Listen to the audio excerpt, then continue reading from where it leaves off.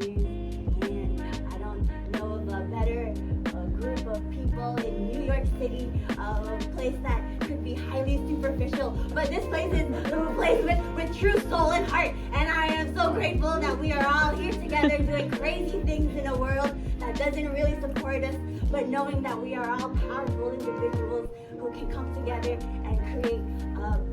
new types of